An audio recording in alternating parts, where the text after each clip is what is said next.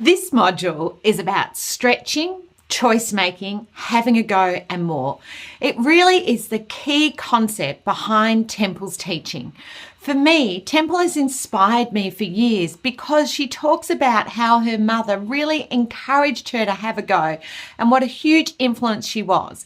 It doesn't matter what your role is, if you're a parent, carer, teacher, teacher assistant, so much of what Temple says is about what you can do to make a difference, no matter what age or stage. Temple's lived experience lets us know so many hints that we can implement to make a difference. This module is really about how to increase engagement and participation and get kids to try new things. That is what I'm always about. How can we get kids more engaged, more involved, and to have a go? I would actually love you along the way to stop and pause while you're watching the video and write down your own takeaways. And then at the end, I'm going to share my top takeaways. But remember, every child is different. To know someone with autism is not to know autism. And although I've taught over 3,000 kids, I take away stuff from Temple based on the kids I know. So you might take away different things. So I would love you to stop and pause when you're watching the module and just take any notes down. But at the end, I'm going to share with you my insights and thoughts and how I've used Temple Grandin's teaching to inform my teaching for many years. Mother had a really good sense of how to stretch me, but always give me choices. Yeah. When it was time to go to my aunt's ranch and I was having all those panic attacks, she says, well, you can go for a week or all summer. Not going wasn't one of the choices, but I had a choice in how long I stayed there. She always gave me some choices. She had a really good sense on that. And if I hadn't gone to my aunt's ranch, I would not have been in the cattle industry. It's just that simple. Well, I've done a lot of different things. The thing that probably improved animal welfare the most was a very simple scoring system I designed for meat plants. It's now the basis of our North American Meat Institute animal handling guidelines. And I taught them, the auditors from McDonald's, Burger King, and Wendy's, how to use the scoring system. Did this back in 1999. And we went through all the meat plants and we made them really improve. Wow. And I saw more change than I'd seen in my whole career prior to that. And it was mainly management, simple changes like non-slip flooring, repairs, a lot of repairs, and make them manage the place, make them handle livestock correctly. And when you have a big buyer insisting on them doing things right, things can really change. I love it. I love it. That's something I'm really proud of. It made a really big improvement. Absolutely. And that trickle down effect of getting those big people involved. That gets back to students getting interested in something they get exposed to. Then you find out whether you love it or you find out whether you despise it. Absolutely. But you don't know until you try stuff. And playing the piano, that did not work for me, but I did try it. Yeah. But let's say you have a kid's got real musical talent and you never exposed them to instruments. Yeah, exactly. Yeah. Fantastic. How long would have your mother persisted in something like music with you? Like how long? We spent about 6 months. Yeah. You know, it was given more than a momentary try. Yeah. But then after that, it just wasn't the thing. But you have to give it enough of a try. I never could figure out how to finger the little recorder flute correctly. And I could play a few little tunes on the piano, but it just wasn't my thing. But back with your aunt's ranch, you know how your mother gave you a choice of a week or summer? That's what she did. Did you probably choose a week at first, but then Well, yeah, but when I got out there, I really liked it. You see, that's the thing. Yeah. And I've heard this with other kids. Like another boy was afraid of going to sleepaway camp, and he got out there and he loved it. There's a little camp in Kearney, Nebraska I really like, and they'll get even like nonverbal kids to go on a boat. And the parents are going, you got to be kidding. You mean you got my kid on a boat? Yes, and you got him on a boat and he liked it. Yeah, absolutely. Absolutely. Even someone got on zip line and found out they liked it. Wow. That's impressive. I've done that. Too. I found it scary. And you call this stretching a lot of the time, Temple, you know, that needing to push to do new things. But not throwing them in the deep end of the pool. Yeah. It's stretching just outside the comfort zone. And how, can you give us an example how your mother would have done that? Well, just, things like first time, go shopping or something. So we'll go in the store and buy something. Just always gradually doing new things. And I've had people, I had a lady come up to me at the airport with a 12-year-old daughter, and this kid had never shopped. And I handed her a $5 bill, and I said, well, go on that newsstand and buy something. And she went over and got a drink. She brought the change back. It was the first time she'd shopped. Just ridiculous. And the newsstand was right there. It wasn't like it was way down at the other end of the airport. It was just across the hall. We could sit there and see it. Yeah. I hear you, Temple. I see it with my own kids because I've taught them from a young age to do things, because my point is they're going to end up driving a car. So they have to learn to walk to the shops when they're young and go in. And there's just a lot. I mean, my kids aren't on the spectrum, but you get a lot of judgment for letting your kids roam. I think it's and driving is going to take longer because of the problem with processor speed and multitasking. These individuals are not going to be good at a job with a ton of multitasking. Right. That's going to be a problem. So I did 200 miles or 400 kilometers on dirt roads before I did any traffic. You've got to get the operation of the car into motor memory. Clever. This is going to take a lot longer. Start out in totally safe places, backcountry roads, big open fields, parking lots, 20 minutes a day. And my aunt's mailbox was just the perfect distance away. It was 6 kilometers to the mailbox and 6 kilometers back. And that mail had to be picked up every day. And that worked out just perfectly for me. I love it. So would that be an example? Would have you been scared to drive, anxious the first time you tried? Yeah, I want them to learn how to drive, but we're going to have to go at it more slowly. I talked to a girl just on Zoom the other day. She failed her first driver's test and didn't want to try again. I failed my first driver's test, almost failed my second one. And then after I got my license, I did a year before I went on freeway, before I went on the big highways. Go at it more slowly. But if I hadn't learned to drive, that would have really limited my career possibilities. Totally. Now, just back on the stretching, I think it's in the way you see it. You talk about being sent to the lumberyard to get wood. Yep, do you remember? That's right. And I got kind of upset, but I went to the lumberyard and I did it. And Mother wasn't sure at first if that was the right thing to do. But then after it got done, she realized it was the right thing to do. Yeah. That's right. That's an example of stretching. Yeah, because for me, Temple, as a teacher, sometimes I find a child will say no and then they end up loving an activity. And I'm all about that gradual supporting, pushing, It's like this camp, and they had these kids out here and some of them were nonverbal.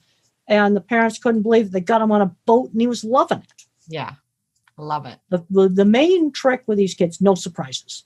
No surprises. Yeah. Surprises scare. So how can we avoid surprises? What would you recommend? Well, let's say that they're going to dig up the road in front of the school. I'm just using an example. Yeah, that's a good. Because you've seen the survey stuff out there, so you know that something's going to be going on.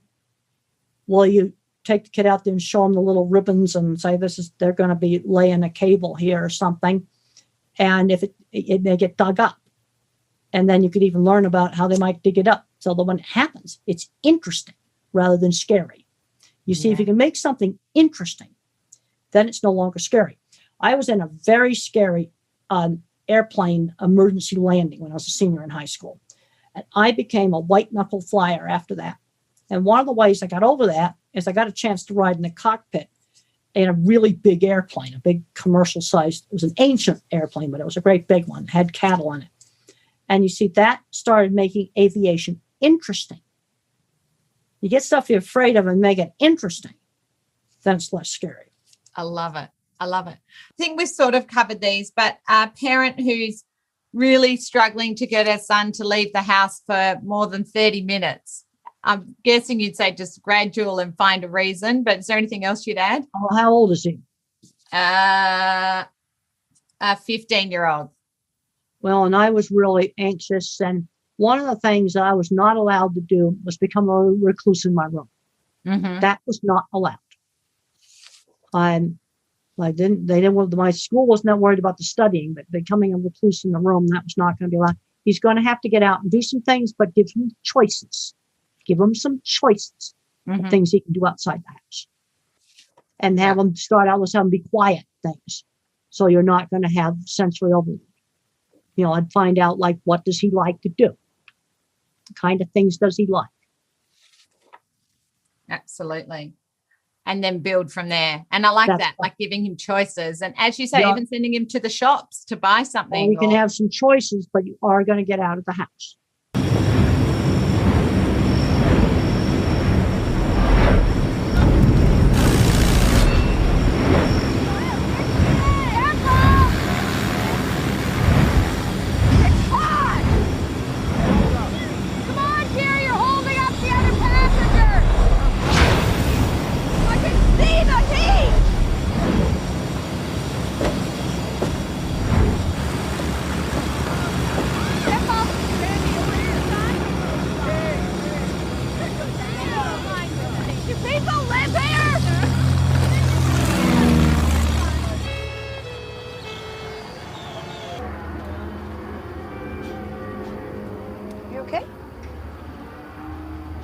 What is this place? Just holding pens. You don't have those on the East Coast, huh? Is this where they slaughter them? Yes, it is. I hope you found that amazing and fascinating. And I hope you wrote down some points how this is going to inform your teaching. And remember, teaching doesn't matter what role you are, parent, teacher. As a teacher, I'm talking to you as a teacher, but we all have to work together. So no matter what age or stage you're working with, I hope you wrote down some little aha moments about how you can use stretching. One of the things I love, and I have used this for years, is stretching is about offering real choices. Temple didn't have a choice whether she went to her aunt's ranch. She had a choice about how long she went, a week or the summer. And in fact, she said she probably chose at first a week, but then ended up staying for the summer. I would love you to give children real choices. Where can you put in place real choices? Because for Temple, if she had not gone to her aunt's ranch, she would not have ended up in the cattle industry. So you just never know. We're stretching that child, giving them real choices, encouraging them to do new things, could end up in so many different places in the future. So her mother's stretching and her aunt's support, her mentoring, which I'll talk about in later modules, ended up her having a career. So for me, where are you going to push? And you're going to have to push through that resistance. Of course, Temple would have resisted going, but her mum said your choice is a week or the summer. For me, in my book, The Ultimate Guide to School and Home, Anna Tullemans taught me about what she called with her son, Daniel, real choices. So what a real choice is, she'd say to him, are you going to do your homework at 4 o'clock or 5 o'clock? Not when are you going to do your homework? Are you going to go for a walk or play golf? Not what exercise are you doing? So for me, I would love you to think, where can you offer kids real choices? Where can you say, are you going to do the algebra first or the fractions first? You know, give them two real choices. Which poem are you going to do? Not choose a poem, two real choices. I would love you to notice how often you give very vague choices. And I was reading a thing just today on Facebook about hints are not helpful for students on the spectrum. You need to be black and white. You need to be clear. What are the choices? Not help pack away. Are they going to pick up the toys or are they going to push in the chairs? I want you to give real choices, not broad things. She didn't just go, you're going to Aunt's Ranch. It was a week or a month. So where are you going to add those clear, concise choices? But I'd also love you to think, where has a kid said no to you and ended up loving an activity? I have so many examples where kids will say no and they absolutely end up loving it. For me, no is anxiety. No is not enough information. No is I don't know what's happening. But if you give real choices, I think you're giving clearer, concise, and more small, achievable choices. Now, to me, a summer at her aunt's ranch doesn't sound small and achievable, but her mum knew her best. However, she knew that that was going to make her anxious. And in fact, I want to show you a next sequence in the movie where her mum talks about to her aunt on the phone that, she's going to get anxious. They knew it was going to be difficult for her going to the ranch. So pop this video in for you to have a look at. Let me show you your room.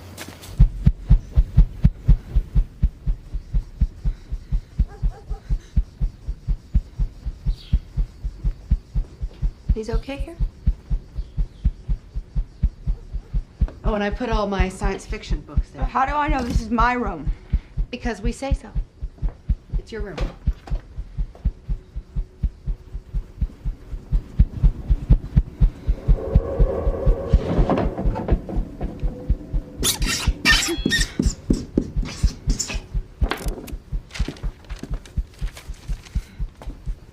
Okay? Okay. Hello? Did I wake you? Of course not. Who is it? It's Anne. Guess what I found balled up in the bottom of Temple's closet? A lovely summer frock she didn't want. It's taken me an age to iron it. I'll mail it in the morning. If you couldn't get her to pack it, I'm not sure I can get her to wear it. The other one came off the minute she arrived. How is she? She's good. Tell me. She got tense when Mike mentioned college, but no, but then she calmed down and she went off to bed just fine. Stop worrying. Temple's my job for the summer. Worry about the others. I'm sure she's gonna have a great time. You do remember, though, something's gonna set her off.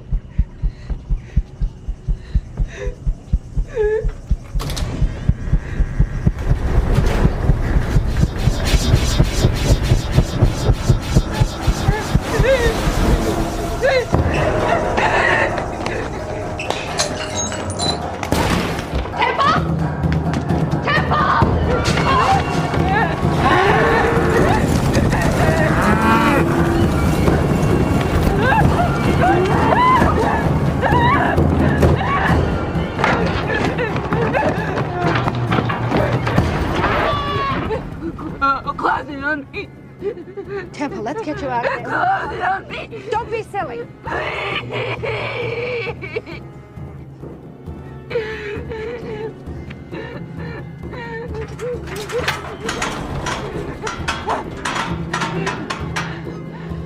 Close the sides. Close the sides.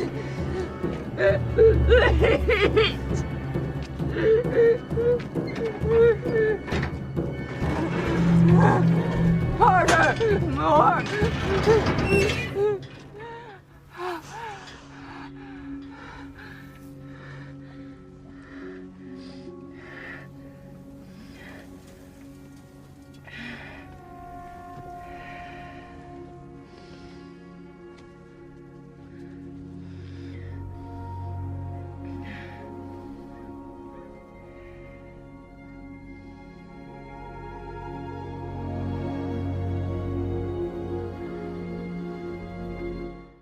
Wow, isn't that the most amazing sequence?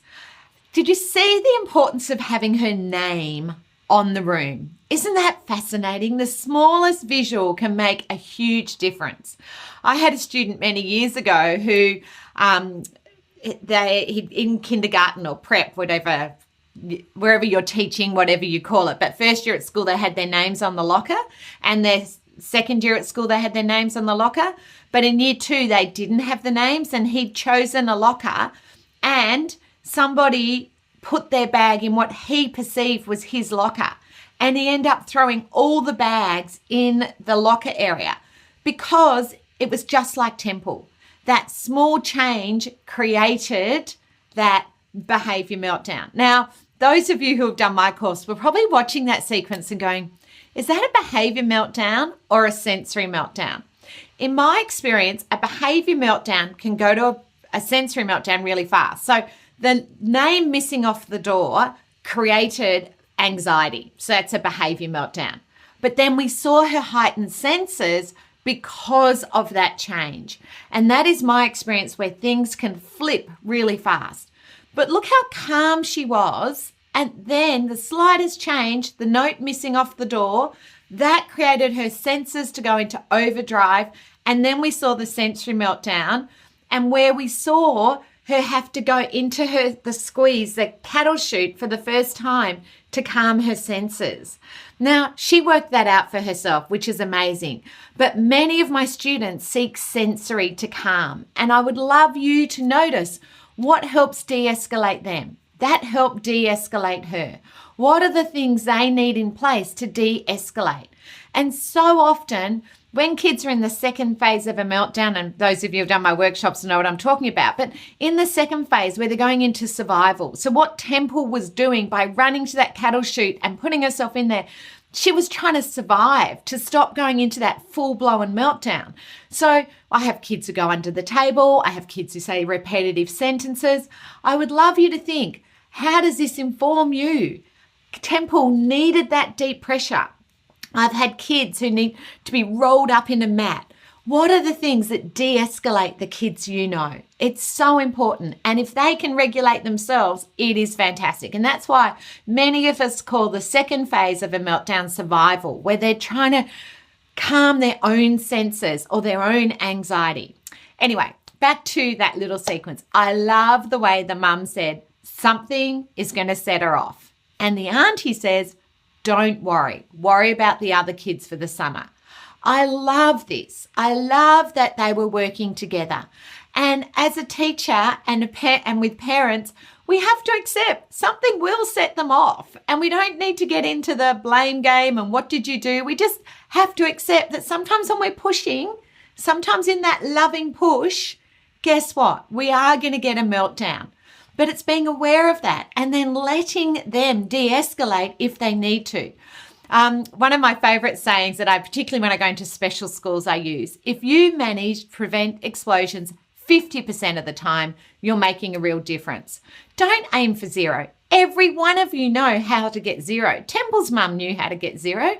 Let her stay at home and do what she loves, watch her favorite cartoons all day. That would have kept Temple calm. But if you want to push, and it's knowing how to push, when to push, and sometimes if you push a little bit hard, don't catastrophize. It's okay, as long as it's a loving push. And I'll talk about that in later modules, but I believe you have to come from wanting the best for this child, and they know if you're giving them a loving, supportive push. She was going to her aunt, who was so loving and supportive, prepared for meltdown. She's like, don't worry, I'm fine. And she was. And what a difference it made. So this is where we have to work together. So for me, stretching is not throwing in the deep end of the pool, just outside the comfort zone, as Temple did.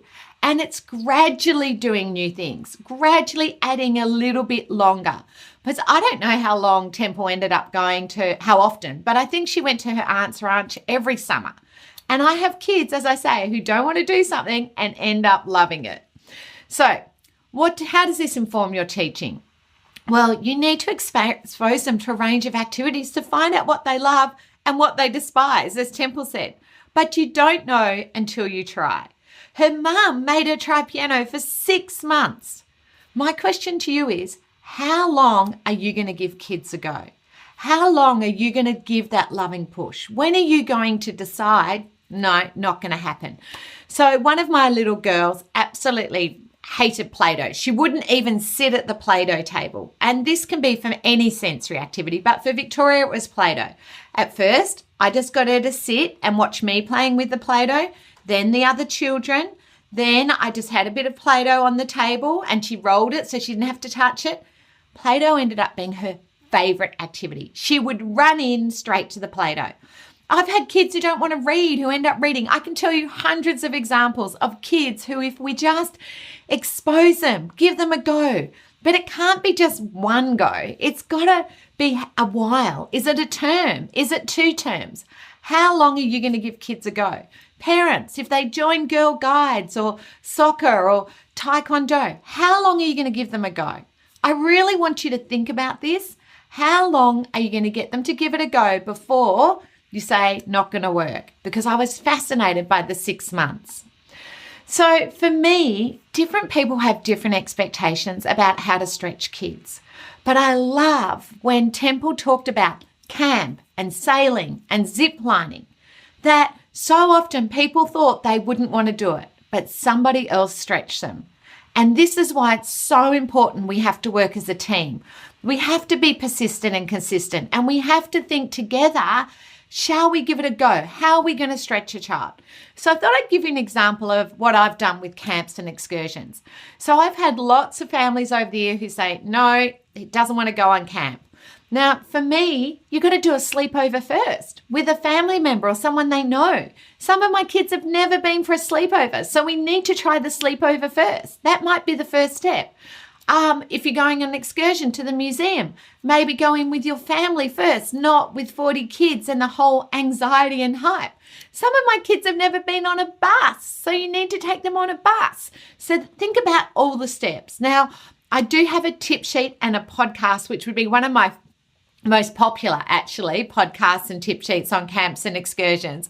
But I cannot tell you, I would get an email every week from parents, teacher assistants, teachers who say, Sue, we took the kid on camp and we cannot believe how much they loved it. They can't wait for the next camp. Thank you so much for your tips. But it was really just giving them the courage to try.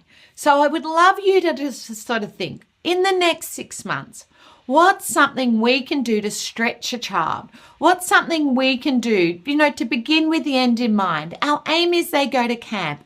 Our aim is that they go on the excursion. What can we do to put in place to stretch them? And I would love you to share and let me know how you go, because for me, it just makes the world of difference to them and you when we see these successes. So when choosing to stretch them in something, don't make sure it requires too much multitasking, is what Temple said. And I thought that was very interesting. So if I'm giving a student a new activity that we might be doing over and over again, at first, I might have to just get them to do that one-on-one with a teacher assistant in a quiet room. And then I might move them to a table with just one other student. Moving them into a busy classroom is like a massive busy freeway. She was right. With driving, she started on a country road. So where do you have to make sure there's not all the noise, movement, the multitasking, kids moving around? Where do you need to help children learn some skills one-on-one?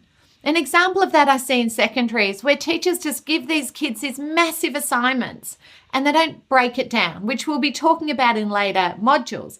But often this is where going to the learning support or learning enrichment in a quieter room, talking through the assignment, not where there's 30 kids making noise, things happening. How can you minimize the multitasking on a new task?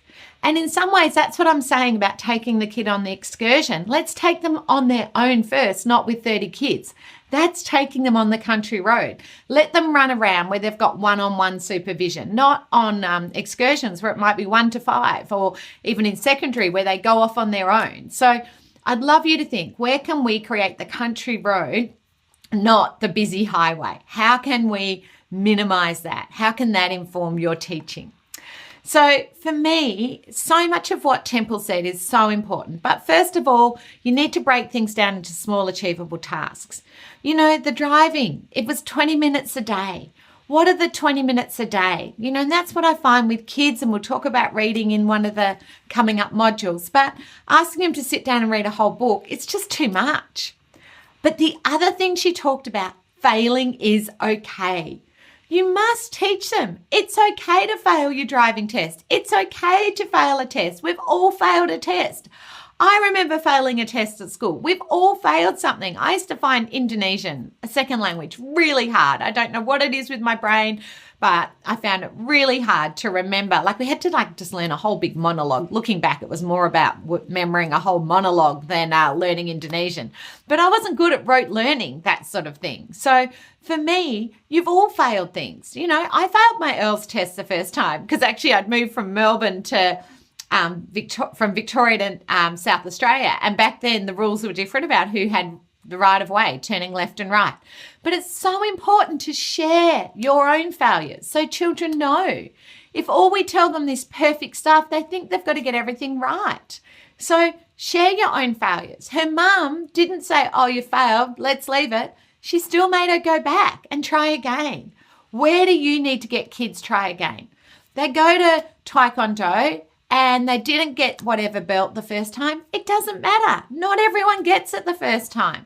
You know, they try out a new activity, didn't like it. Well, let's try it again. Let's not just quit straight away. Where can you stretch kids? It's so important letting them know failing is part of learning. And in fact, those of you who've done my course know I don't like putting a cross for getting things wrong. I like putting an O for opportunity. Learning is about opportunities to look it up, check with someone else, you know, Google it, but opportunity. Learning is about opportunity. If we give up every time we fail, oh my goodness. So it's okay to fail. So I'd love you to think which of these things work for the kids you know. Remember, as I said at the start of this module, every child is different. You need to work out which are your takeaways from the information that Temple shared with us. But again, if she hadn't learnt to drive, she would have impacted on her career possibilities. So where are the things that could help your students in the future? You know, you might sign them up to a robotics course and they don't like it at first, but you might have to push through that because they could end up having a career in robotics. Remember, it's all about stretching, about trying new things and making a difference. Now, Temple, I asked her about the lumberyard, which is in one of her books. And as a mega fan, I've read all her books, but she didn't explain what happened. She wanted to build something and she was really motivated to build it. And her mum said she had to go to the lumberyard and buy her own wood if she wanted to make it. Now, this is an example that we saw that her mum wasn't sure, but her mum said, you know, go and do it. Try it out. So for me, so often we don't know until we try. And it's okay. If it didn't work, if she came back from the lumberyard with no wood, it doesn't matter. Maybe her mum would have had to try a different approach and take her down first, but then the next time send her. But her mum's intention was always about building independence.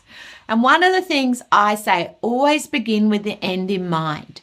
It doesn't matter if it doesn't work, but you don't know until you've tried.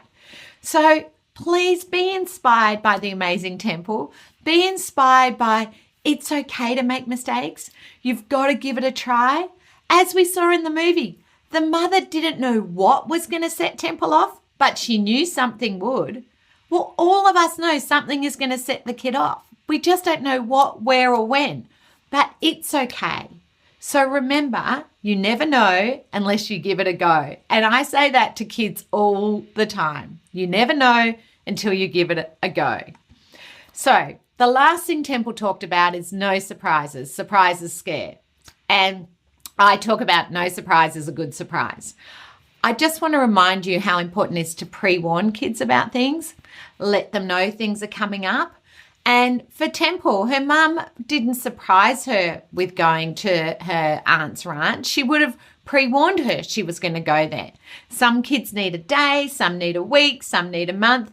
But just remember, no surprise is a good surprise. And for many of our kids, the smallest surprise can scare. The name missing off the door was a surprise. The name missing off the door was a surprise. We would all go, what's it matter? It fell off. For a kid on the spectrum, that is massive. The smallest change can set them off. You know, that you change the order of something or you put something different, or with Finn, when the bag was in a different spot, the smallest surprise can set them off. So I thought was interesting, make it interesting, not scary. Now, that isn't always possible. Like in the bag example, the year 2 teacher didn't know that in the past they had names, and then that was a big change for that student. But I like the way she explained, well, you can see the diggers out the front, you can see the information. For me, how can you make something interesting, not scary? And that is where YouTube's amazing. Because say you have Mr. Drummerman coming to your school, or you're going on a camp somewhere, you can get on YouTube and find lots of information and visuals and things on there to actually let them learn and research about it. But I like Temple's idea of actively doing something. So like I say, taking them on a bus, they might be scared the first time, but let's take them on a bus if they've never caught a bus to school. And then make it interesting. Let's look up the bus timetables. I mean, I've had kids who love the bus timetables, who know every bus number and where it's going. That's making a bus interesting. I've had kids when I lived in Melbourne where we have trams who were petrified of trams. I had a little boy one time, first time I took him on a tram, he sat there with his fingers crossed. He was so scared. He ended up knowing every tram route, every number, drew pictures of trams. Trams became his passion. But he'd just never been on a tram because there weren't trams near his house. So I think that's really important to remember, that you can take something that's scary and make it interesting. I'd love you to be creative around that. But we get more into scary things in the sensory module. There's so many things to learn from this. Oh my goodness. So one of my favorite books of Temple's is The Loving Push. And I've included my takeaways and thoughts from the book in this module. And maybe later on too. It's hard to know what I've put where. There's just so much to learn. But I love this quote on page 49. Let them rebound and grow. This is so important. If you succumb to your own fear at this point by either arguing or letting your child give up, you have reinforced their reaction and you have sabotaged hope. This is so important. If I had not let my little boy Tutu go on the tram that first time with his fingers crossed and he was just sat there silently and still, he would never have developed his passion for trams.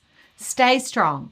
Don't let your child's fears and setbacks detract from continuing to plan and take action. Regroup, but keep going.